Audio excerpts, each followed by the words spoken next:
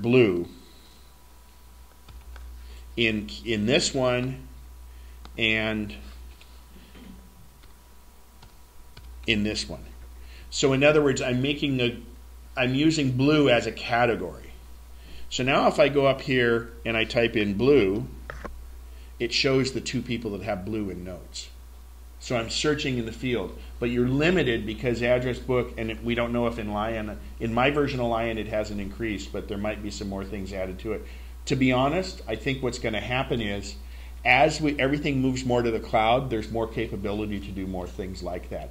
If you need more and more fields on something like that, you need more of a database program or a CRM program, and Bento would work, because Bento is a small part of FileMaker, and it allows you to do additional fields, but it seamlessly interacts with address book. So you're limited by what you can do, and it's only because Apple is trying to make it simple. Go ahead. Quick question on Bento. Can you move a line up like you can in numbers manually? I don't think so. See, shoot me an email and I'll look into that, okay? Because I don't use Bento a lot. I've used it enough, but yeah, I don't think you can.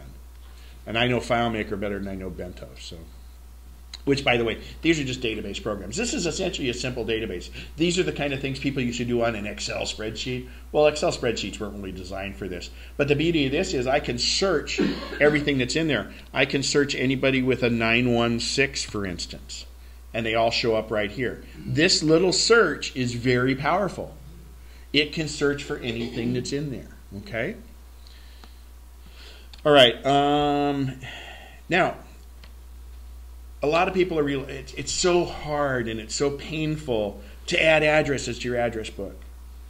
Well, it kind of is, but if you get an email from someone, let's say here was an email, and I want to add sender to address book right from the email. So you get an email from somebody and you don't have them in your address book, you can say add sender to address book. But better than that, if they were nice enough to include their address or phone number at the bottom like this, watch what happens. Actually, I'll move this up the screen so everybody can see it a little bit better. And I'll zoom in. When I hover over this, I'm not doing anything, I'm just moving the mouse over this. Look what happens. These are called data detectors. Now, I can still copy and paste this and do everything else, even though there's a little number there. But if I click this, I have the ability to create a new contact, add to an existing contact, show on a map, or large type, which is more effective for if you're doing the phone number. From across the room, you're dialing the phone number, okay? This is, though, how easy it is to add things to address book if the address is in an email. They're called data detectors. So I'm going to do this. I'm going to add this to address. I'm going to create a new contact. But see, what it does is it pulls in. It took the name, the phone number, the work email, because it was listed there, and the address. Now, I can do simple edits right here. I can say, well, no, that's actually his home address, and I'm going to put this under test Spencer, just so because I already have a couple Ken Spencers in there. And I could say, no, that's his work. I can add to this however I want, and then I add to address book. And now when we flip to address book, you'll see I now have test Spencer. Everything was added right there. Can you make it go to a special group? Once it's in there, you can do whatever you want to it. You can't do it directly from that. This is a simple edit screen. In fact, you don't have all the editing possibilities. It only lets you edit the things that were on the email, and then you bring it in. Or like the main things like the name, for instance. I've had it where it took the subject of the email rather than a person's name or something like that. So let's say that email came from someone else, and it had an address down there to say, hey, this is where Tom's house is. It might fill in the name. So you just have to make that correction to see when you're entering it the first time, just put the right name in like I did. I called it Test Spencer instead of Ken Spencer. when you clicked on that address, there were several data points there. It doesn't matter which data point you click on and say add to address book. Right. They were data detectors. Very good point, Bob. We'll go back to the email on that. So when I hover over it, there is a data detector for the phone number and a data detector for the address. And what this is Apple saying, and by the way, the same thing happens on your iPhone. On your iPhone or your iPad, not really, but if you click, it recognizes a phone number, and if you press that, it says call this number. But also, if it presses this, if it recognizes it as an address, because addresses and phone numbers have a particular format. So it says, oh, it must be an address, and it would take you right to a map. Okay? The other thing is let's say you get this email, and I'm going to be using this email in our iCal section because it's really beneficial. But now I can do also what says show map, or I can copy and paste it. But this brings up a really good thing we have back here in Address Book is I have kind of those same things. I can copy the mailing label, which would be the name and address, so you can paste it somewhere, or I can map this address right there. From Address Book, it mapped the address, and of course from there I can do directions, right? So let's go back over to that. I kind of heard some, ooh, I didn't know that. We go back to Address Book. If there's an address, we click over here on Other. Now remember, I'm not in the edit mode. I'm not clicking yet, but when I click on Other, I have an option of map this address. And there it is. It fires it up in Google Maps. So from there you can do directions, whatever you want. The other nice thing I like about this is, if you'll notice on the top, actually the address is kind of long, but it even puts the name here. So when you go to print this, the person's name from your address book, it doesn't know that Test Spencer lives at that address. It knows that you used that out of your address book, and so when it prints it out, it'll put that name up on the top for you. Any questions on that? Did that worth the price of admission today in itself, huh? Go ahead. If that stuff's on your iPad or DVD, will it do that map thing while you're out there on the run? Yeah, what it'll do on iPad is it'll detect that it's an address, and it'll have like a blue hyperlink, like normally you would for a website. It'll detect it's an address. You press that, and it'll bring it up in Maps on your iPad or your iPhone, your iOS device. And this all goes back to what's called data detectors. It says that looks like an address format, or also the phone, it looks like it's a phone format. And it would call the number that way. Was there something about add to postal list or something like that? In combination with map, was there some other field? Let's look over, it was over on this, on the mail. Add to new contact, show map, large type, copy. I don't. No. I'm trying to say add to postal list. No, Yeah. Something flipped through that. I missed it. Yeah, Sorry. We'll check it out on the replay, in the instant replay. All right. And also, too, like I said, you can copy this. So we're going to come back and find out how useful mail is to iCal in the afternoon class. And I think you're going to have even a bigger aha moment with how you get dates into iCal from a piece of mail. All right, so I don't need to be in that account. Let's go back to Address Book. Okay, creating groups, editing. You can you can change your fonts. I know sometimes it's a little hard to see. Those fonts are set in Address Book. Preferences. Come on. Oh, there we go. Oh, sort order. Very important.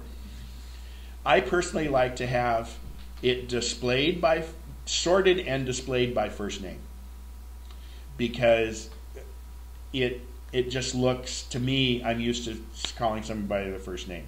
But we have the option of show first name, like on your list, show first name either before last name or following last name. Now that seems a little bit weird on how Apple worded it, but basically it's just saying, do you want the first name first or do you want the first name last? Instead of Ken Spencer, do you want Spencer, Ken? Okay, that's display, and that's how you want to do it. Which goes back to why it's very important when we entered contacts, make sure the first name goes in the first name spot and the last name goes in the last name spot. And of course, this makes a big difference when we're doing Bob and Carol Smith in that regard. Then how do you want to sort it? You can sort by first name, first letter, or you can sort by last name, first letter. So you could maybe display first name, but then you could have it sorted by last names. And that's completely up to you, and the sort order is important. Yes? I have some friends that have the same first name and last name, Bob Smith, Bob Smith. How do you distinguish between those two?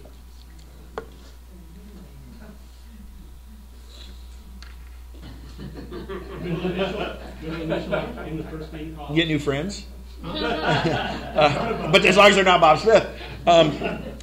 I would say that you could, or you could even put, there's a middle initial you could add to it. Put the middle initial in the first Yeah, name column. yeah. No, there's actually a middle initial. Let's go to template. Add field, middle name or middle initial, or suffix or prefix. You know, a second or a third, something like that. Now, it doesn't mean that it'll get it probably would get displayed, but that to me would be the easiest way around that, because you don't want to say, you know, number one and one or two, because then they would kind of, I mean, think about it like siblings or something. Oh, well, you named me first, yeah, you didn't name me third, or something like that. That's the only way I could think you could do it.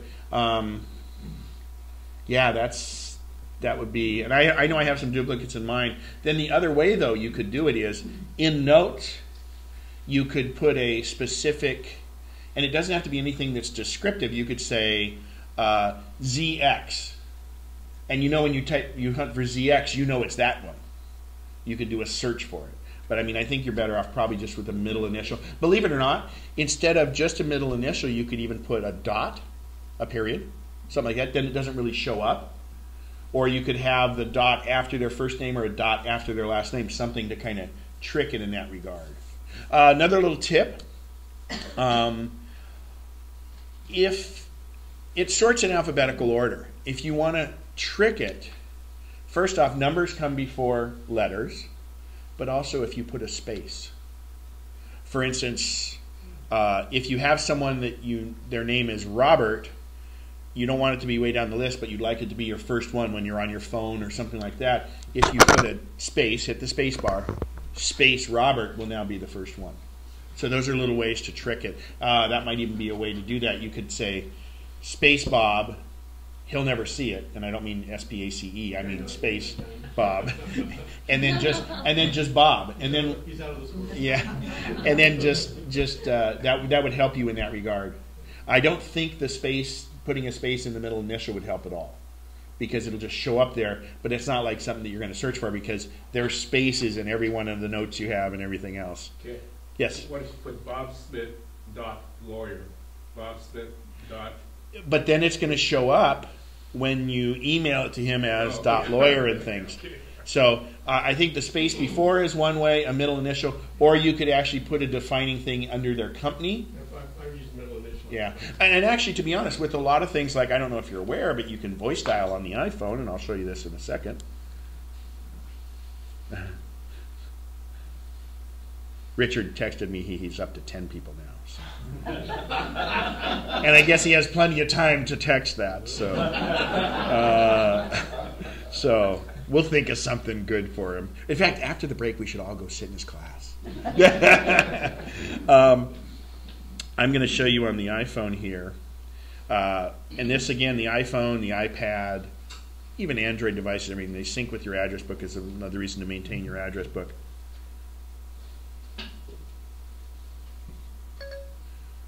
Call Ken Spencer, home. Calling Ken Spencer, home. Okay.